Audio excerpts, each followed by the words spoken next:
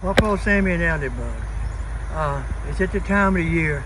If you look at my raised beds, the season hasn't gone yet. So I'm going to show you today how I make my raised beds, how I've been doing it for years. Very economical and very quick. All right, number one, I cut the grass, the leaves fall, I rake it with the craftsman's rake. And what I'm looking for is this right here. All right, and I come out here. This one I started a year or so ago. What I do is, if you look how soft that ground is, look the shovel just digs in. It bounces there.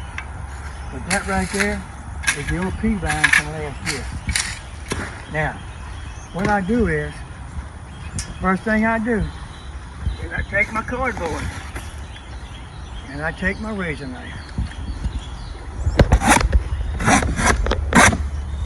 And people, that's for a reason.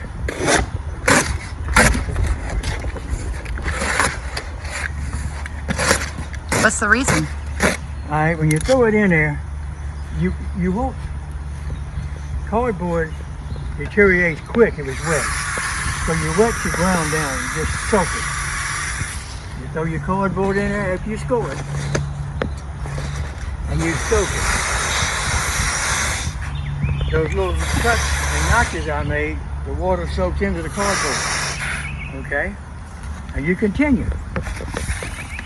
I go through so much cardboard a year, Walmart thinks I'm a disposal service. In fact, this is all I got left. None. It's all gone.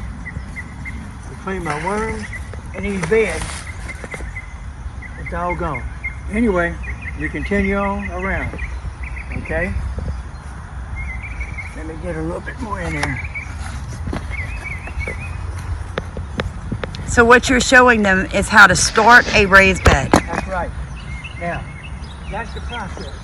You do this right there. Then you come back with your leaves and your grass from the yard, and you cover it up, but you saturate everything with water, soak it. You're not planting right now, so you can't get too much water. Soak it. And continue all the way around. Now, this one has no boundary.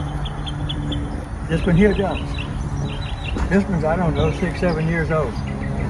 Every year, it gets the same treatment as that. See the cardboard? Look. See that? See the grass? Look at that dirt. Look at that. It's hard to believe. That's the prettiest black, and look at the worms. See them? Right there? Look. It's full of worms. In fact, there's a potato coming up right there. Is there anything between the bottom of this bed and the grass? No. Cardboard only. And that cardboard gone.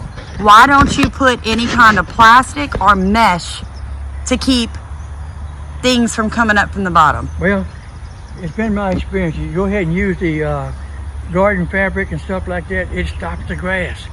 Yeah. 4 or 5 years from now, you got all that fabric and plastic down in there. You can't get it out. It's ugly, and it don't serve a purpose anymore. Use cardboard. You on this grass you see in here, that right there, It's clover. clover. And the reason that's there, Nitrogen fixer. puts nitrogen in the soil. Now when it gets too much, I'll pull some of that out. But that's all you see in my beds is clover. Or whatever I plant, my garlic over yonder. That's all you need to do. Now if you don't have access to all this, you get your shovel, and you come out here, and you take your board, and you say, well, I'm gonna make my little bed 6 by 6 by 6 or whatever.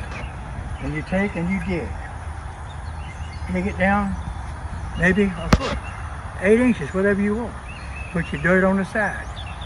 Come right back with your leaves, your rotten sticks, your cardboard, your paper, and pour it in that hole you just dug.